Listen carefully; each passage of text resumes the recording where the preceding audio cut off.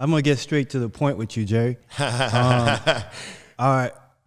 I was like, yeah, remember that book we had a conversation about a book. Jerry was like, yeah, I got this book. I don't remember exact words, but he was like, looking for your signatures or cosign or something. Like, I don't remember. What exactly did you tell me back in the day? I hit you and was like, I'm gonna do certain quotes with like all of the dopest trainers in LA. That's what it was. Yeah. Was it for this book here, the Guns, Drugs, and Wealth? Yeah, it was for Guns, Drugs, and Wealth. Okay, that's very interesting because Jerry brought this to my attention, and he was like, I was honored that he wanted me to share a quote as one of the top trainers in LA. His words, not mine. Period. I'm not cocky. And I was like, oh yeah, I'm gonna have to read that book first before I get involved in all this da da da da da da. And I'm not much of a reader. I'm a visual dude. So, long story short, I never read the book, never participated or supported the book, but I just watched the man just like grow, leave all trainers in the dust. Like not a competition point, but just being successful, taking care of themselves, being focused, and just climbing. And I'm just like, you know what? I should have looked into this book.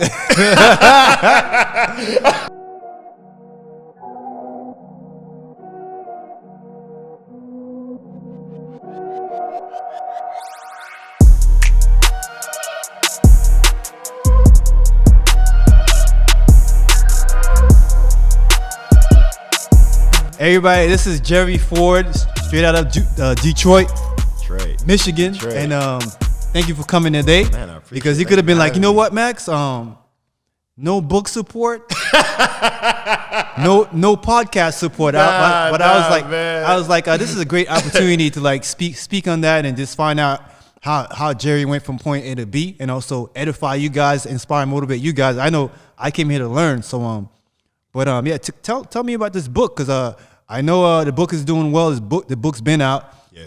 If you could speak on the book a little bit, like the title, like Guns, Drugs, and Wealth. Man, you know what's crazy is that when I first titled the book, it was originally titled Money IQ, right? And then I was reading this book, and they were like, you what? Read a lot. I seen your. Yeah. I'm like, yo, not to cut you off, but like I don't like to read. So I actually don't read either. I listen, audiobooks. Oh, see, I like to listen and watch visuals. I take notes and then have a conversation with somebody about it, like every week. Okay, because I scrolled down, I stalked them a little bit. I was like, see what this dude is doing, because he's winning. And I seen like posts about books. Yeah. And I was like, okay, so he's reading a lot. I feel stupid. Nah, man. But I do read. I listen to one book a week. One book a week. For reals? You know like I need to catch up. Yeah, because I think they said the average CEO reads like, I think it was equivalent to one book a week. So I was like, all right, if I want to be there, if I want to be that average CEO in whatever terms, I want to put that in. Like a whole book. A book a week. I mean, how long did that take? Approximately. Honestly, to listen to a book, it's like average 4 or 5 hours. Okay. So we drive so much in LA.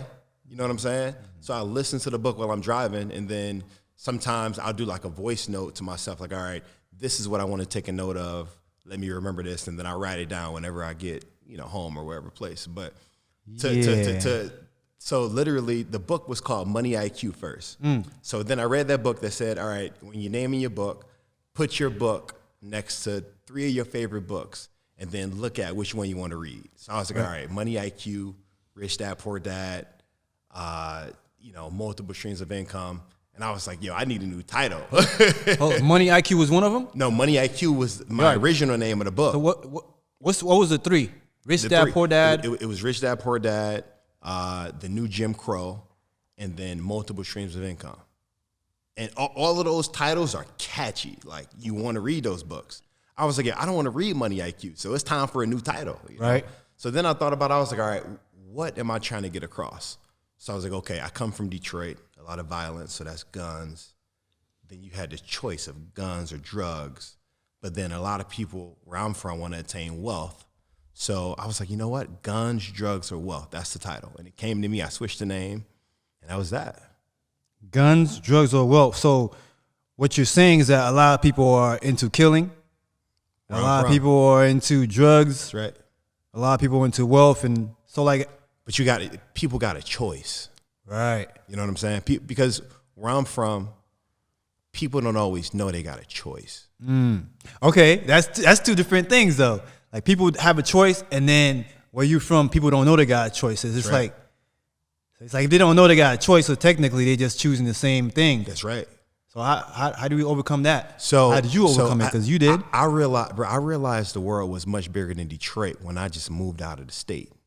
I moved out of the state for college and got to experience a different way of life. Where'd you go? I went to Jersey, New Jersey, Rutgers University. So I said, okay, I'm at Rutgers, different culture. The world is much bigger than Detroit.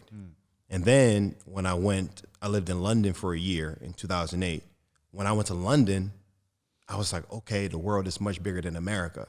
So do traveling. The traveling, because you can't dream what you can't see. You know what I'm saying? So that let me know that I had a choice once I got out of Detroit. Man. You know what I'm saying? What was the inspiration to like go to Jersey? Because some people, it's like, even if everything's not all good at home, home is home, and I'm just gonna like stay here because that's all I know. So I knew, I mean, it's sad to say, but my entire life, teachers told me that I was gonna end up dead or in jail.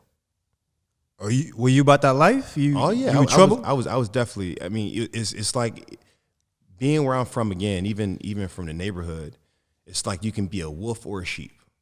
It's like it's no in between. Okay, I see what you're saying. You know what I'm saying? You start acting kind, and they're like, it's like you got to choose. So I knew that I had to leave. Okay. Yeah, So that's like life or death. I had to leave. It's life or death. Okay. Yeah, you were given an ultimatum, and you're like, I'm out. Yeah, I mean, not literally, but I knew what the outcome was. Okay, you seen things happen around you. You know what's crazy, man, is that 2 weeks before I left for college, I ended up getting into the situation, and I ended up going to jail. 2 weeks before I went to college. Yeah, and they were talking about 25 years. Oh. And wake up call. I'm sitting in this jail cell, and I'm just like, I gotta change. Something's gotta change. And then I had the opportunity to go to Rutgers, which the fact that they even let me in with my GPA was a blessing for me, you know? Yeah. So when I realized that I had to go when I was sitting in that jail cell, 2 weeks later, I left. How'd you get the opportunity to go to Rutgers? So I got a friend, and he put in a good word at Rutgers. So he set up an interview. Straight. So I went to the interview at Rutgers, and I remember I met with the higher ups at Rutgers, and they were looking at my transcript because I graduated with a .67. Right? Okay. So they were looking at my and Rutgers is like Ivy League status. Right. So they're looking at my transcripts, man, and they're like, okay, what I'm looking at on paper doesn't match the person that's standing in front of me. Okay. You know what I'm saying? And they were like, so what happened? So I started telling them about, you know, how my best friend got murdered and then how my brother got murdered. All right, sorry to hear that. Yeah. And so they were like, I got it. And so they were like, okay, if we accept you into this school, do you promise to be on the dean's list? And I didn't know what the dean's list was. So I was like, yo, sign me up. I put my name on there right now, you know? But through summer school, through having a tutor, I ended up reaching that goal of staying on the dean's list. But that's how I got into the school. They let me in. They let you in, but it sounds like you would have gotten in if you didn't have, you know, a rough start. Yeah. Because dean's list. Yeah. That's not. You got to put in work for that. You got to put in work for that. So they let you in and do what sounds like what you were meant to do. Yeah. Respect, man. And from there, you went to Europe. Like, what inspired that transition? So I studied abroad in Europe. And then from there, a whole lot of different opportunities presented itself. You know, opportunities in the training world. I ended up performing on a Shakespeare's Globe stage as an actor, which was insane. And I spent a year out there, which was a mind opener in itself. I was 19 years old, living in London for a year. So that taught me a whole lot, and then came back to the States. You started early. Yeah. Like I was in Germany in the military at 19, and you went to Europe, like invest in the future. I mean, like the military investment in the future as well, but like what you did was more ideal. Like, I can't even imagine it. looking back.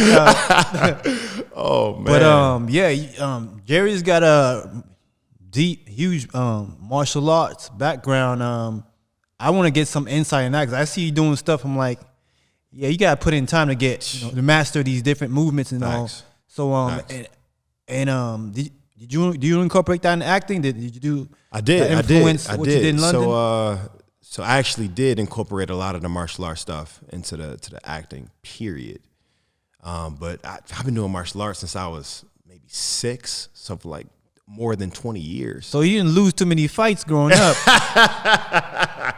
I did. Hey. I did. Hey, look, I ever since I've known Jerry, he's been smiling, good vibes and all that. But whenever I see his videos of him doing martial arts, I'm like, nah, it don't add up.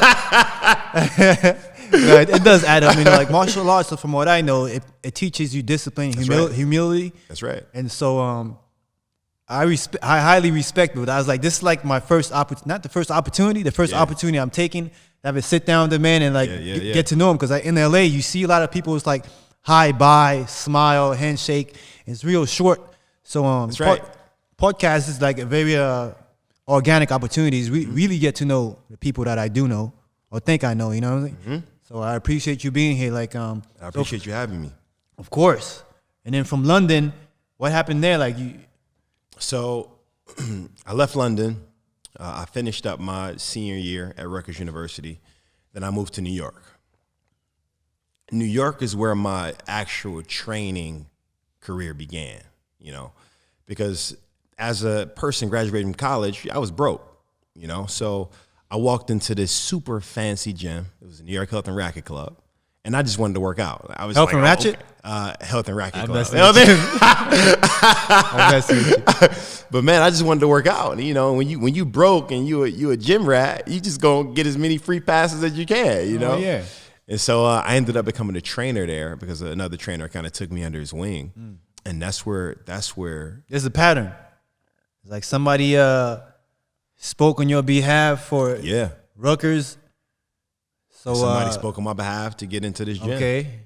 And I got into that gym, man, and I've always loved fitness. Even through starting martial arts as a kid, I've always loved fitness. So when I start developing the knowledge and the skills to train, I fell in love with it, man. I fell in love with it, and it was like that's all for 16 hours a day. I was at the gym. That's one thing about you. Like when I was in and out of the gym where you used to train at, like just be putting in hours. See, what I didn't realize, of course, because I didn't know you like that. I didn't be like, yo, let me see what you're doing behind closed doors, like business plan, future plan. Yeah. You putting in time. Putting in time. And a lot of trainers just put in time, but they don't plan or invest in like the time they're putting in. But that's right. It looks like you strategize a little different than most trainers. Yeah. But you know what though? One wake up call for me was when I got fired from my last job, the gym. I got fired from my job. And when I tell you that was the best thing that's ever happened to me, and I thank God for that, bro. Because we be dependent on these. Because like that security robs ambition. You're right. You know what I'm saying? Pacifies you. Yeah. Or it robs ambition. And I was so caught up in being the superstar trainer for them, trying to bring in a certain amount of money a month. You know what I'm saying? Yeah. And I didn't realize until I got shaken out of my routine how much it was robbing my true potential. You know, so when I got fired from the gym, it really started making me think outside the box. And then that's when I took a trip to New York. I got a mentor, and who now works with me in the stock market.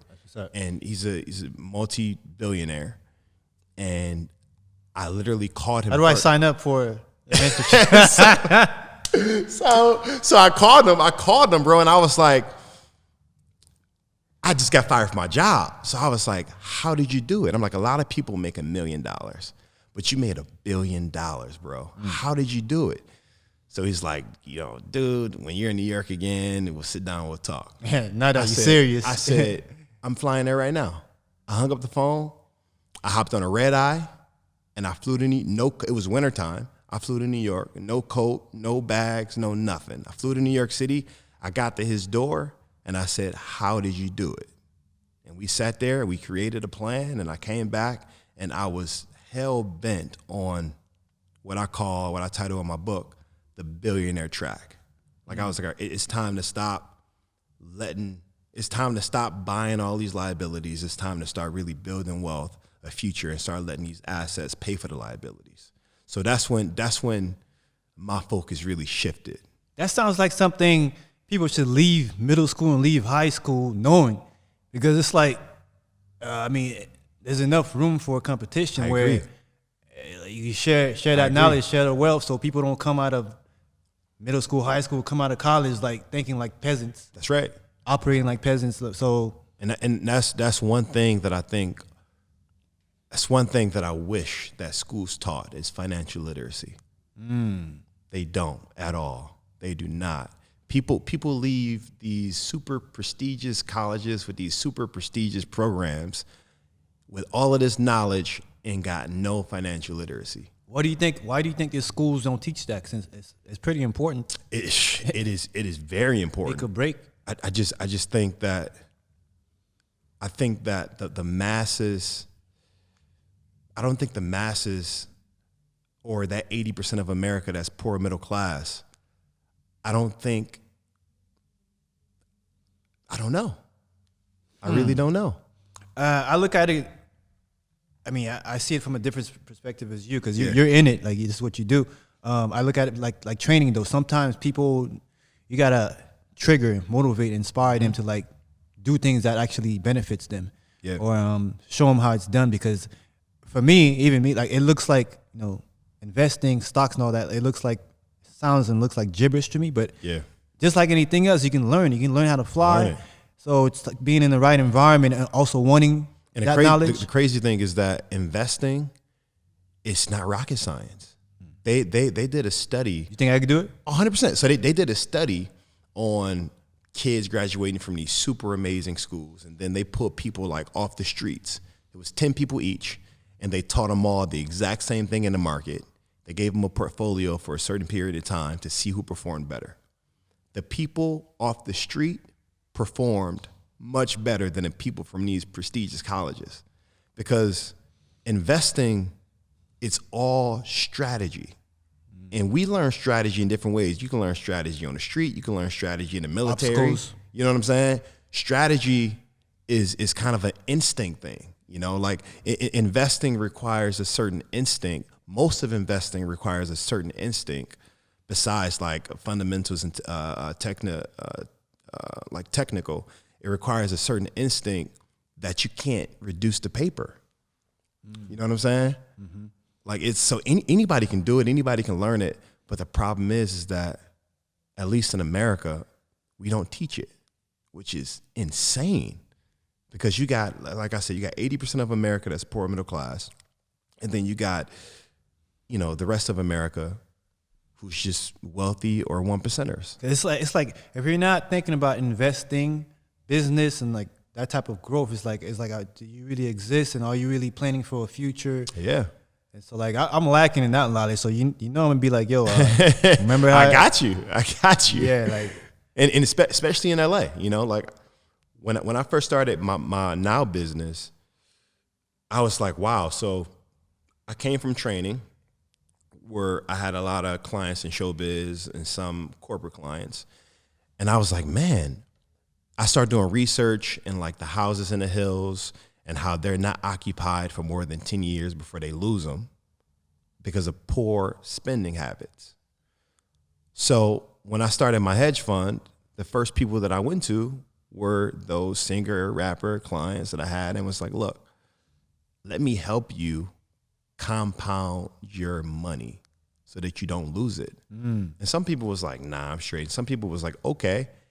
And it's crazy because during the pandemic, when the pandemic first started, I paid most of my artists out because I figured it must be a rough time for them. So I paid all of them out just to show them that what I'm doing is real. Wow. They were in a year contract that was a lockup, which means that I was investing their money for at least a year before they can touch it. Mm-hmm. And for most of them, it had only been 6 months. But I had artists who had just bought multi-million-dollar homes. And again, I'm sure they were okay, but to come to them with a 10% return in 6 months and say, hey, here you go. If you want to put the initial investment back, you can, but just so you're okay during this pandemic, here you go. You're a good man. You know? And I mean, that just made them put even more money in. They were like, yo, this dude gave me 10% in 6 months. That don't exist, you know? But I just wanted to encourage them, man, to compound their money, bro, because that's just something that nobody's taught. Yeah, when you speak about instincts and like being successful, you know, using the instinct and strategy, like what is it about you? Because everybody don't got that. Yeah. And you can't learn everything about instincts from, like you said, books. So is it the upbringing, something that's in you as an individual? Like you notice that amongst your peers? You know, I think it's a combination of both. I see. Because adversities create you, you know. Right. Every moment brings you to the next moment. But also who I am, I think really shape even the way that I invest. You know, because when it comes down to it, I'm hungry, you know. I'm still. Even my mentor laughed because he's like, dude, you're doing good. I'm like, no, it's not enough. How can I get better? What can I do to get better? You know? Life's about progression. And I'm all about, you know, time on a task over time beats talent every time. I'm like, am I giving this enough time? Am I doing enough research on each security or business that I invest in? Am I listening or reading enough? Am I surrounding myself around the right people to learn or to contribute to them? You know, am I doing X, Y, Z? So I'm still hungry right now. You know what I'm saying? Like my wife sometimes laugh because, you know, it happens to us all. But I got certain cars that I'm really fortunate to have. And I told her, I said, I'm not driving those cars for a week. I'm gonna drive this regular car that we got because I need to be hungrier. Motivation. I need to be hungrier. You know, what makes you hungry? What drives you? What's gonna take you to the next step? You know, honestly, I think it's just having the best. You know, it's not material, it's not money.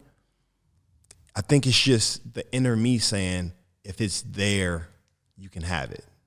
You know, like it don't matter if I was in a room full of apples. You know, I want the best apple in the room. You know, if we running up Runyon, and I did it in a minute last time, I want to do it in 50 seconds. Okay. You know, it's just I love getting better. I just want to be. I'm hungry, and I want to be hungrier. It sounds like you're alive and you're awake because you conquer something and you're like, all right, well, this is my lifestyle. Like I work towards the next step. If it's better, it's available, I'm gonna work towards it. Where does purpose come into play in all this? So it's funny because I just had a daughter almost 2 years ago, and congratulations, man. I would say I'm working on that. Yeah. But man, you know, but before that, I felt like my purpose was clear, and I felt like even, you know, my life and my path with God was clear. But having this daughter, that's what I keep hearing by kids. Like kids are like switching up the whole game on you. Yo, I've never felt like I had a purpose like I got now. I got hungrier. Okay. I felt like I had more of a purpose. She's a gift. My path became more clear because I was ready to be a dad. But when she came into this world and now that she's becoming an actual person, I feel like I know exactly where to go, exactly what to do. It's crazy, bro. Yeah, it sounds supernatural. And I'm like, well, she came from the spiritual realm into your life. So literally, I can't imagine, like, you know, I might have to get some pointers when the time comes. Yo, it's do's and don'ts. It's great because there's no manuscript. That's true. You know what I'm saying? There's no manuscript. So So you literally just using your instinct along with what you believe in, along with just your natural self, man. It's like the natural human instinct, and you become aware of how powerful we really are. It's crazy, and how much you can actually care and love a person, a little person. It's wowing. So, Yeah, you were planning for yourself and the wife before. Now you're planning for her. now you're planning for her, and everything that she does is a reflection of y'all two. Watching y'all too. You know what I'm saying? So I seen you on the gram posting a few videos of her. You challenge her. yeah, I'm like, I do. I think I might have seen her slip and fall, and you were like, yeah, all right, you know what to do when you slip and fall. I was like taking notes. I was like, okay. Yeah. And it's funny because when she was like 7 months, 6 months, 7 months, there would be hours where I just did not pick her up. She would be crawling around the house, following me, made her crawl, follow me everywhere. I'm talking to her, not even slowing down. She started walking at 8 months, which is like crazy. But I just set that bar for her, but also let her know that I'm here to support her. And the stuff that she... Man, at an early age, it's going to be a strong woman. Looking at the stuff that she accomplished, it's just a reminder of, wow, as long as somebody is there to teach you, show you, and challenge you, there's no limit. And it's just something that I didn't have. So I'm happy I'm able to give that to her. And that's very important. When you say you didn't have it, can you elaborate on that? Like, yeah, so, you know, I'm fortunate enough to have both parents in my life, but again, they're from where I'm from. So there was a cap on what they can teach me, you know. They had me, my mom had me when she was 24. Had my first brother when she was 16. So it was a lot of stuff that they didn't know because they were just a product of their environment, which how can they not be? So when I started meeting different mentors, like my one mentor, my only mentor, Bill, and the stuff that he was teaching me, the stuff that I was learning from other sources, I was like, okay, so why don't I just take a little from everywhere, make it my own, listen, analyze, decide, and I'm now teaching that to my daughter. I mean, even when I'm in the stock market a lot, I'll have my daughter sit by the screens, I'll explain the market to her. oh, wow. Because you know what? This is what the Warren Buffetts of the world are doing with their kids. Why not? Why not? You know what I'm saying? Why not? Whatever you didn't get me, that's inspiring a lot of good in your raising your child. Like, Yeah. that's amazing to hear, my brother.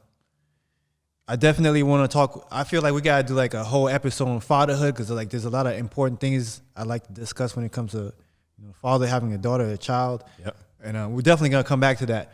For sure. With the book. So like, I'd like to hear more about the title, Guns, Drugs. Like, so how do you? I'm gonna have to read the book to like get the insight, but from It's an audio book too. okay. Thanks It's an audio book too. Thanks for reminding me because when I had to create an audio book, you know? Okay, yeah, that's like a 4 or 5 hour read. It's like a 3-hour listen. Listen. Yeah. Okay. Yeah, that's not too demanding right there. It's not as intimidating as. It's not. But yeah, it's like how are you influencing people from where you came from to change using the book, like because you titled it based on like where you came from. So I think the one thing that I did that I honestly wish I would have had when I was even starting to listen to books is this book it's a porch casual conversation, you know, because honestly, I'm really financially literate, but when it comes to like school, you know, even reading a book, I'm not the smartest person in the world. So I say, you know what? I want to create something that somebody can read and not need a Webster dictionary for every other word. Because it's all simple math, you know? So this book is really porch casual conversation. So I break everything down in layman's terms about how I began to build my wealth through stocks, real estate, and just spending habits. So I think that's the difference, and I wish I would have had that. Okay, so Somebody it breaking sounds it like you down. made it dummy proof. Somebody like myself. Me too. He said me too. For real, because now when I listen to my book at least once a month, because even I learn stuff that I forgot about, and then I got to say, okay, I remember that. Let me refresh my memory. Because I read, wow, I took 2 years, and I was reading 1 to 2 books or listening to 1 to 2 books a week, taking notes to the point to where my head would hurt sometimes because I had so many sayings, thoughts, and quotes running through my mind from reading so much, and then talking to my mentor about the books, because that's the best way to remember something is to talk about it. Right.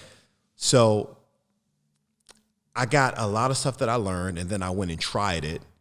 And so I tried to put the experience of what I learned along with what I tried to try and get people to make the least mistakes, but get the most knowledge as possible. And I wrote that book for the 80% of Americans that live paycheck to paycheck.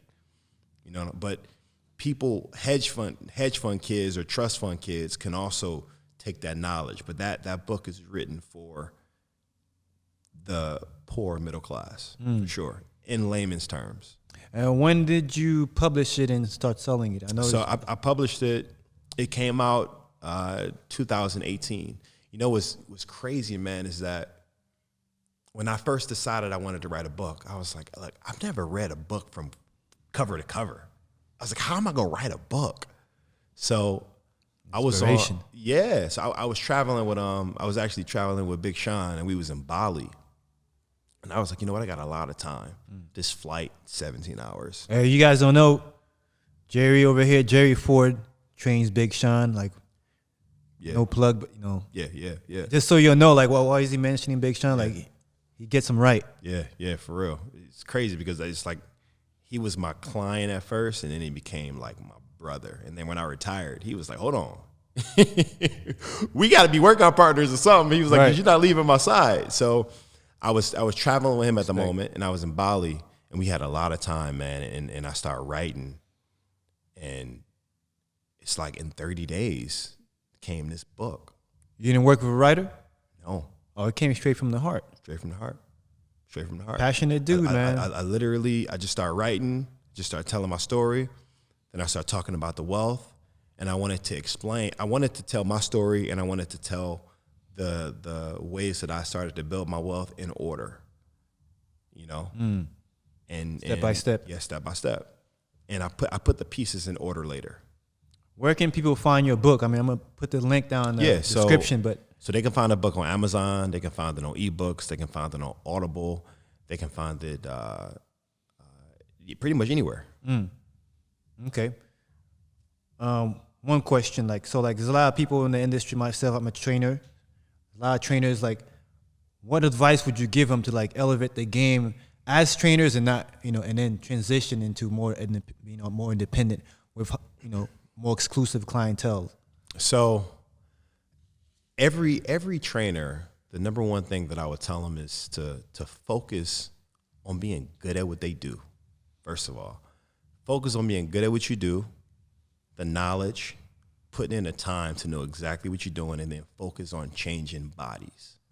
Because there's no better marketing tool than to see it. That's why you got the arms out. But even to see it in a client, to see it in a client, you reap what you you sow. really focus on your clients, because I see a lot of trainers who, doing a whole lot of other stuff other than working. Focus on what? Let's speak on that. Texting, you know what I'm saying? Doing a whole lot of stuff. Yeah. Not really paying attention. Too focused on communicating with their clients, telling them stories, and all that's cool. That's what I keep hearing. But you got to make sure that this client get results. That's what they're here for. And it's bro. Even I'm not Big Sean's trainer per se anymore. We work out. I'm still his trainer, but we workout partners. Right. But when I come to his house and we chilling. But we in a gym and we start kicking it in between sets. I'm like, yo, bro, we got to do this. We got to work. You're either in or out. We in here right now. Off. When we get back into the crib, we can chill, we can talk, we can laugh. But when we in this gym, we got to work. So I would encourage people to really put 1,000% in making their clients work, and then that's going to show. Those results are going to show, and through those results, people are going to want to train with you. It's just being so good they can't deny you. And that same discipline you use with the clients of training can be implemented in other aspects of your life. Yeah. So what you're doing. So number one, that's it. And then number two, and I'm telling you, this is one of the best things that I ever learned. And it's literally 15% of your income comes from technical knowledge. Just knowing what you're supposed to know. The other 85% of your income, comes from your ability to deal with people and lead people. That's why when people are like, yo, how did you make what you made? Blah, blah, blah, blah. 85% of your income comes from your ability to lead and deal with people. And then other 15% comes from technical knowledge. And then I would also say a lot of trainers in LA, or actually around the world, they focus on who they can train, which is a lot of people want to train celebrities. Right. But I always tell people, sometimes celebrities ain't the best people to train. You know what I'm saying? Like most of the time, they're not going to be consistent. They in and out of town, unless for some reason you're traveling with them. But don't focus on getting a celebrity client. Focus on getting a client that's going to be committed to the work. And from there, you can really progress. Right. So those are the main things that I would tell. Make the time investment worth your while. Exactly. My brother, there's a lot to talk about, so I'm going to have to get you on for another episode. For sure. Where I really appreciate you coming on board. No problem. Sharing some insight, catching up. Appreciate you having me again. Learning. So everybody, Jerry Ford, find him on Instagram, website. He's hard to find because he's busy. He's got a family, but you can catch up, get some inspiration from the gram. Don't forget to subscribe, leave comments below. Let us know what you want to see more of. And till next time, Max out.